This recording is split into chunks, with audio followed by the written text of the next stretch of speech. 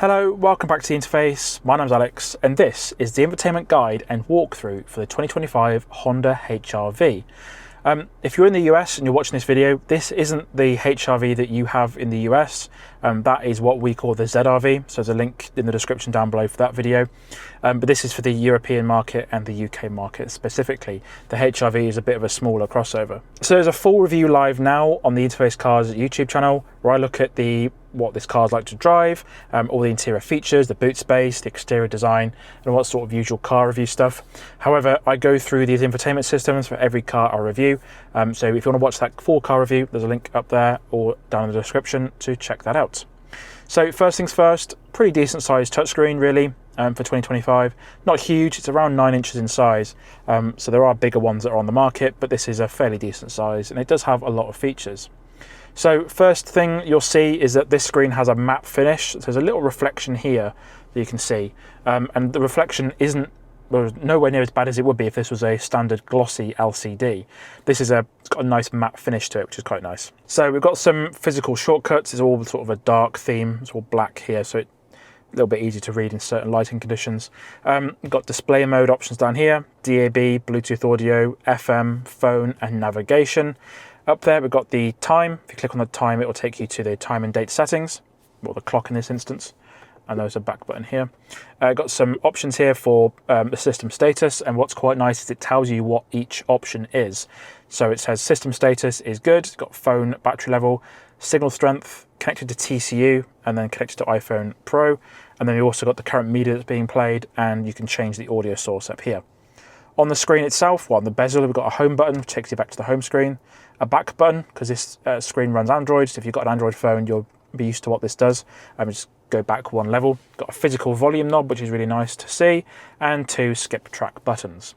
Pretty good layout really, and I think it's quite an easy to use system. Now on the main screen here, we've got all the apps you've got. So you've got an all apps button there, and you can swipe across and get access to these options and these options as well. And in this video, we're going to go through every single one and explain what everything does. So the first things first is the All Apps button, and that is essentially a list view of all the apps on the screen. You can see there's an app installer which was turned off. We'll have a look at that as well. Got Apple CarPlay, DAB, all the options in there, but we'll go through the main sort of navigation screen here. So the first app we're going to look at is navigation. So this tells you where you are, just a built-in sat nav essentially, and it's fairly responsive to my finger there, and pinch to zoom.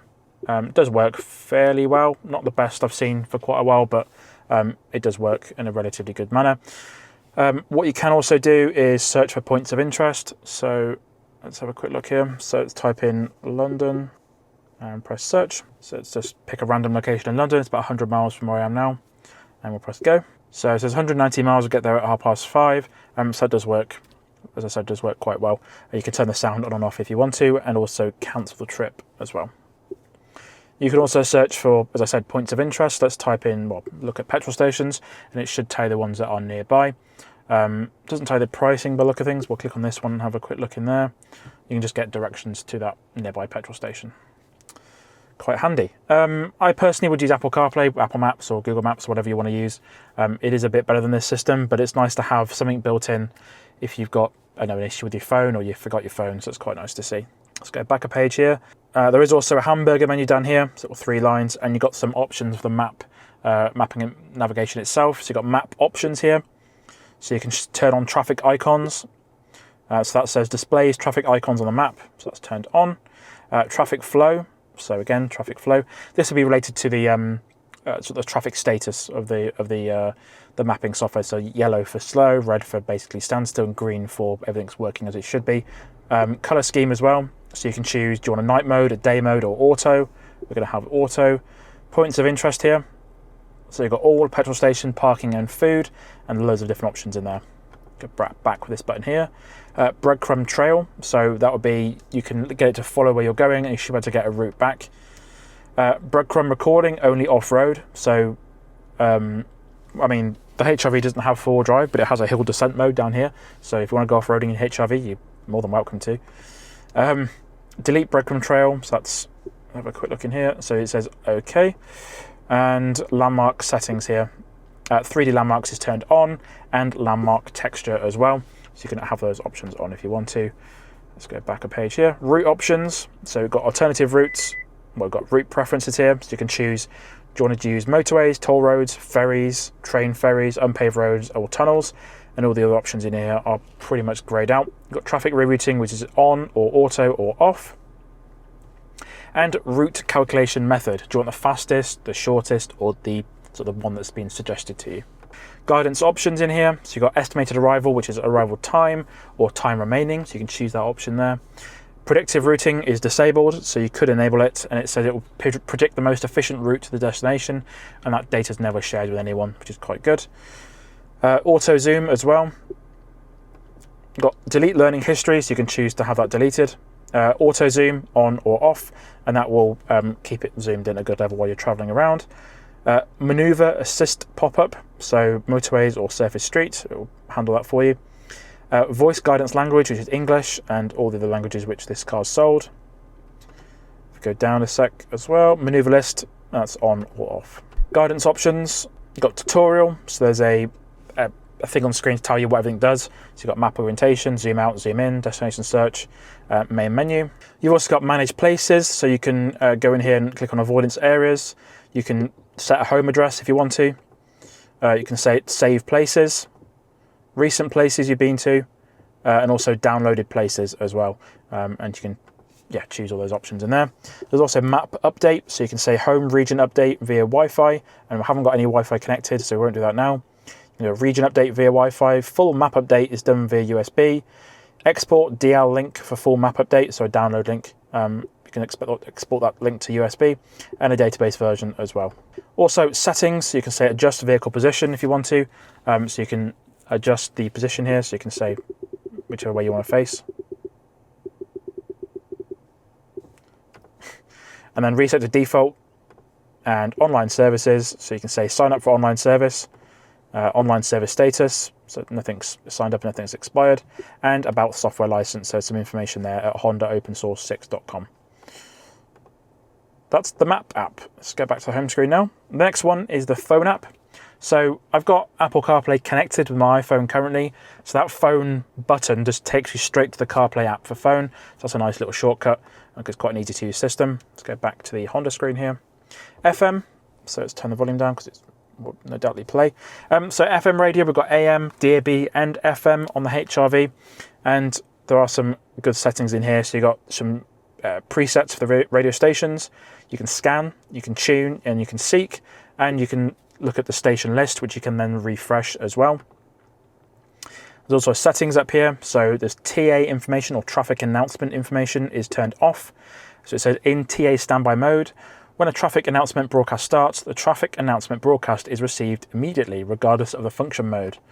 So that's off. AF as well. So AF setting, that will, it's adaptive frequency. So it will, if you're on DAB, it will then switch to FM and vice versa.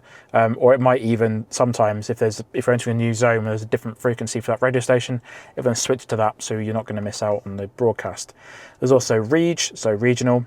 So system will receive a station with the same PI code as previously received, and news, so you can get a news broadcast displayed to your car while you're driving along. There's also sound, and this will be pretty much the same as what's in the settings app as well. You've got bass and treble, so that's all set to default. Balance fader, so you can set where the center stage is in the car. Speed volume compensation, so that's high currently. So it will, as you get faster and faster, obviously the road noise will increase, so you can get the sound system to adjust itself accordingly. Subwoofer volume is, well, on or off, but -6 all the way down to +6. So the subwoofer is in the boot there. That's the FM radio. Let's go back to the main screen. Got Apple CarPlay, so it's pretty standard stuff really. So it's wireless Apple CarPlay in the HRV and wireless Android Auto, and it performs fairly well. Not quite as smooth as I've seen other systems be, but it does all work quite well. Android Auto is grayed out because I don't have an Android phone. We've also got Bluetooth audio. So it says link to music, or listen to music on the iPhone by using Apple CarPlay, or tap below to connect to a new device, so that's fine. Got TA, that's the same sort of function it does earlier. General settings here, so this is basically the settings for the system, or the infotainment screen itself, and all the digital stuff. There's a separate one for the vehicle itself. System, so date and time, and you can set date and time. Automatic date and time is on, and that will most likely use GPS in combination with a mobile SIM card, all that sort of stuff really. Time zone, so you can say automatic time zone is on, and that will pick its own time zone, again probably from GPS. Auto daylight saving time, well, it says not available when automatic time zone is enabled, but that will take care of the daylight saving for you. You can set a time format and also a date format as well. So date formats you can choose between month, day, year, day, month, year, and then year, month, and day. So whichever one you want to choose there. And time format is either 12 hours or 24 hours. You've got languages here, so same as earlier, you can choose the language for the meter here or the center display. There's a few different languages in there, all quite nice and easy to use. Touch panel sensitivity is high or normal. And then system volumes, you can choose what things in the car have a certain volume. So the system, ringtone, navigation, guidance, and whatnot. So that's all quite easy to use there. Location and vehicle data sharing is on. That's fine. Refuel recommend. So whenever you get to a certain level of fuel, it will remind you to fuel up. So you can turn that off if you want to as well. And about. So I've got status here. So IP address, Wi-Fi MAC address, uptime, location, device only. Legal information, there's a license in here because this system runs Panasonic and Android and that sort of stuff. You can go and read that if you want to in there. Model number, Android version 8, kernel version, build numbers and that sort of stuff. And we've also got factory data resets. You can reset everything back to factory settings, all personal data included. And detail information, so you've got the app manager in there. So you can see it looks a bit Android now and you can see what Android apps are on the system there. You've got a smartphone connection in here, it's got Apple CarPlay, so you can connect to a new device if you want to. Also got Android Auto, you can have a new device registered as well. You've got connections, so you've got Wi-Fi here, so you can connect the car to a Wi-Fi network and get updates as well. And you've got Bluetooth, so you can manage the phones that are connected to the car. You've got display settings, so you can choose the brightness of this display, the contrast levels, so you've got low or high. There's default everything.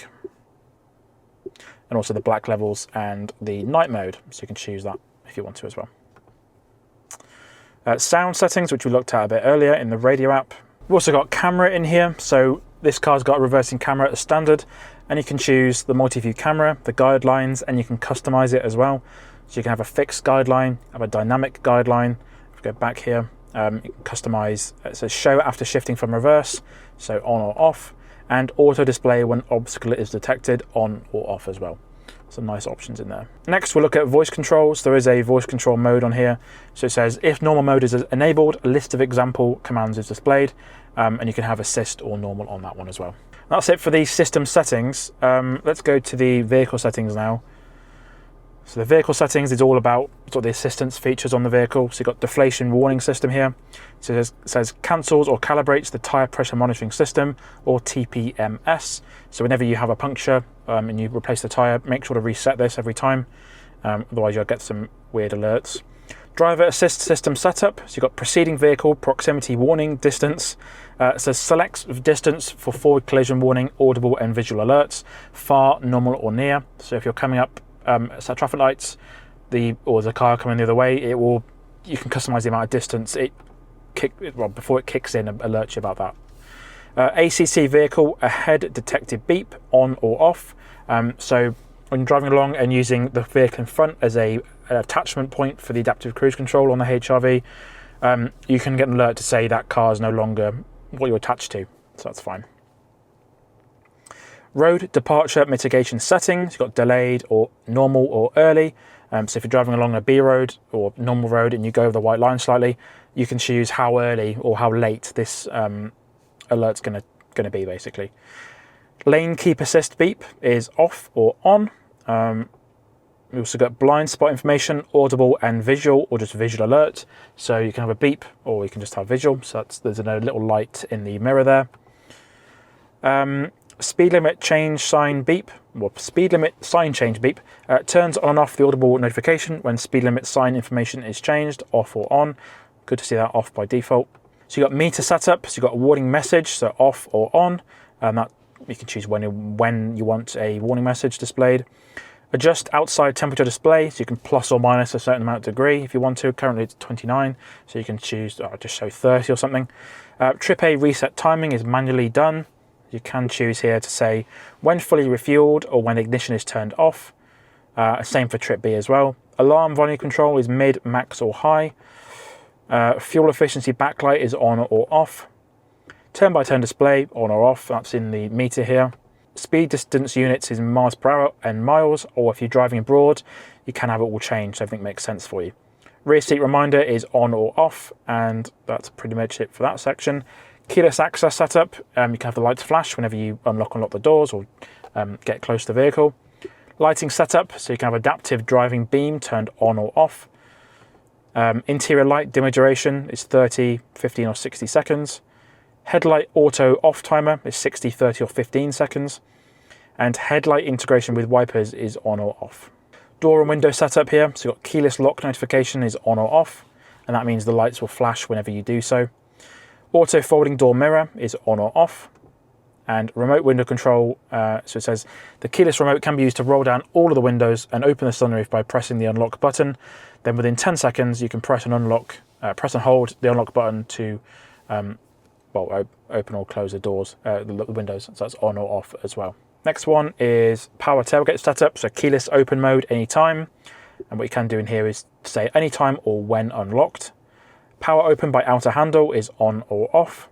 And then hands-free access, so you can kick underneath the boot and it will be on or off as well. Engine oil level check reminder, so it reminds you when to check your oil, so you can reset that reminder if you want to. And that's it for the vehicle settings. Next one is trip computer, so you can see what the current trip is.